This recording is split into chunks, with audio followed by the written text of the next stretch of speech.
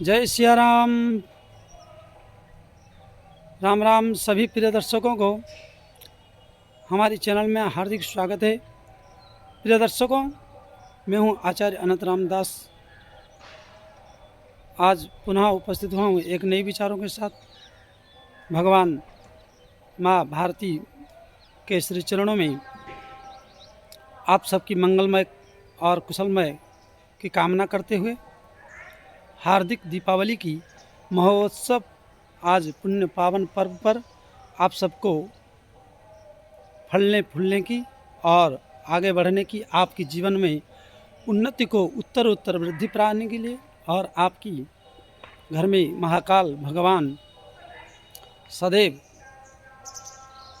खुशहाल और समृद्धमय जीवन, श्री महालक्ष्मी जगज्जननी प्रसन्न रहे और आप सबको खुश रखें। इस शुभकामनाओं के साथ, इस प्रार्थना के साथ हम आगे बढ़ते हैं। आगे बढ़ने से पहले हर हर महाकाल। जो इस चैनल को लाइक सब्सक्राइब शेयर करे उसको कभी ना पड़े अकाल। तो जल्दी से जल्दी अधिक से अधिक आगे की वीडियो को और आगे की नोटिफिकेशन को पाने के लिए आप सब्सक्राइब लाइक करें। और आइए आज विचार करते हैं धनुलग्न कन्या राशि। धनुलग्न कन्या राशि में छठे भाव में चंद्रमा, छठे भाव में नहीं, दसम भाव में चंद्रमा। यहाँ कन्या राशि को देखकर छठे भाव बोल दिया मैंने, इसलिए परंतु दसम भाव में चंद्रमा क्या फल देता है। और कन्या राशि, धनु लग्न, बृहस्पति का मूल त्रिकोण राशि और बुध का, परंतु केंद्राधिपति दोष से युक्त है ये दोनों ग्रह। तो केंद्राधिपति दोष जब ये हो जाता है तो चंद्रमा या चाहे कोई भी ग्रह हो, जिस भाव में जिस राशि पर विशेष करके 50% भाव का 50% जो है और उस 50 में 30% राशि में विराजमान राशि अधिपति का और 20% नक्षत्र के अनुसार जिस नक्षत्र में विराजमान हो ग्रह।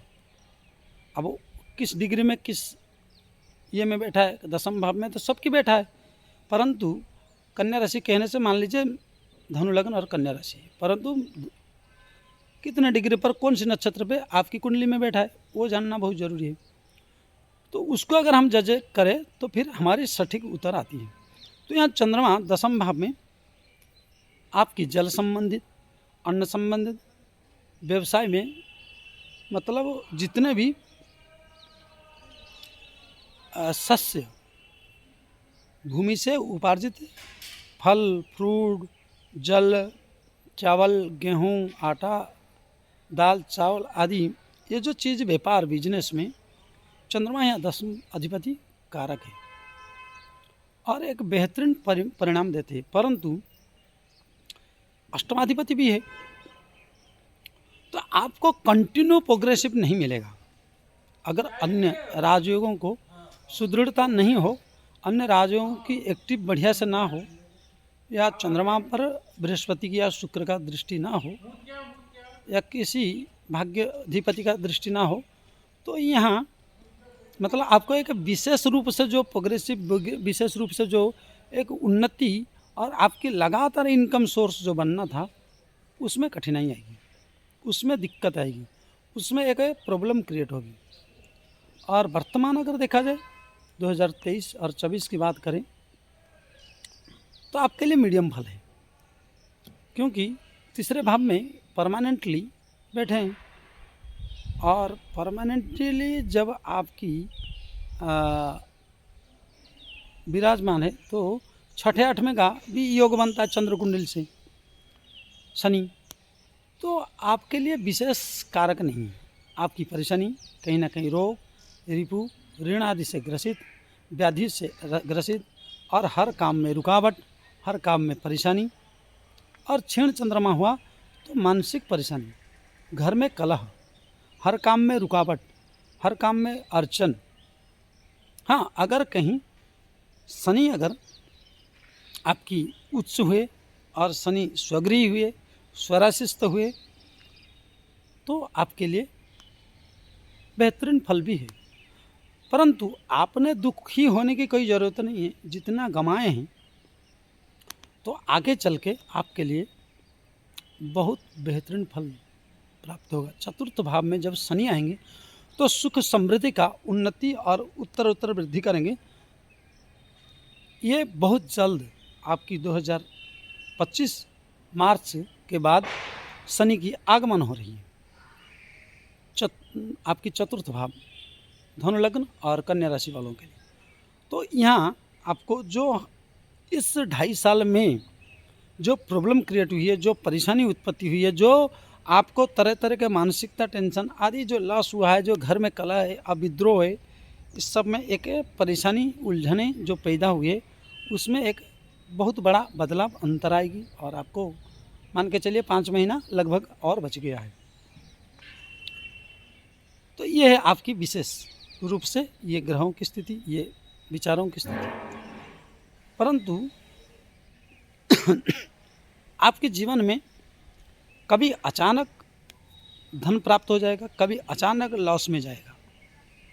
इसलिए हमेशा सोच समझकर, एक विचारवान होकर, एक आगे पीछे का थोड़ा विचार रखें, क्योंकि चंद्रमा हमेशा अष्टमाधिपति है और शनि की रुख को देखकर, चंद्रमा की स्थिति को देखकर अगर कृष्ण पक्ष में, तो आपको हमेशा सोच समझ के कोई भी इन्वेस्टमेंट करना चाहिए, नहीं तो अन्यथा हानि, परेशानी और होगा। जुआ, शराब, सट्टा, कुसंगत आदि से आपको अधिक से अधिक दूर रहना चाहिए, नहीं तो आपकी पैतृक संपत्तियों को नष्ट कर देगा। इसलिए आपको आगे चल के विशेष समस्या। और फ्यूचर की बात करें तो फ्यूचर में ये कन्या लग्न वाले जो होते हैं, इनके जीवन में फ्यूचर में इनको जब 55 साल पार हो जाए तो 55 और 56 के बाद इनको एक विशेष संक्रमित रोग चंद्रमा का इस रोग को पकड़ता है, या चमड़ी रिलेशन आदि इस तरह रोग से इनकी छऊ रोग जिसको बोलते हैं, उससे आपको निधन की ओर ले जाता है। इसलिए सावधान रहिए और किसी से ज़्यादा रिलेशनशिप ना रखें, दूर बना के रहिए, तो आप सुखी और समृद्ध रहेंगे। बाकी प्रिय दर्शकों, एक ग्रह पर सारे चीज़ को हम विश्लेषण नहीं करके किसी को सटीक नहीं बता सकते, परंतु एक विचार है, आइडियोलॉजी मतलब विचार है। इस आइडियोलॉजी चैनल में आपका जो विचार है, परंतु आपको पूर्ण रूप से जानना है, पूर्ण रूप से देखना चाहते हैं, तो आपकी जो जन्म कुंडली है उसको आप किसी से दिखवाइए, या तो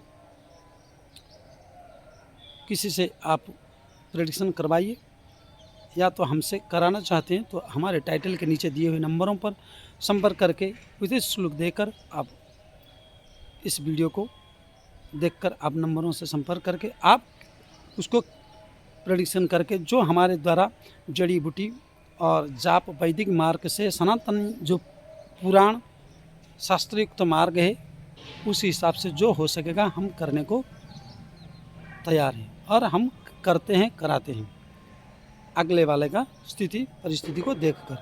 इसलिए प्रिय दर्शकों, अगर आपको पसंद आया तो आप लाइक सब्सक्राइब अवश्य करें। हर हर महाकाल। जो इस चैनल को लाइक सब्सक्राइब शेयर करे उसको कभी ना पड़े अकाल। इस वचनों के साथ आइए आज यहाँ पर विराम देते, आगे पुनः फिर मिलेंगे। जय श्री राम।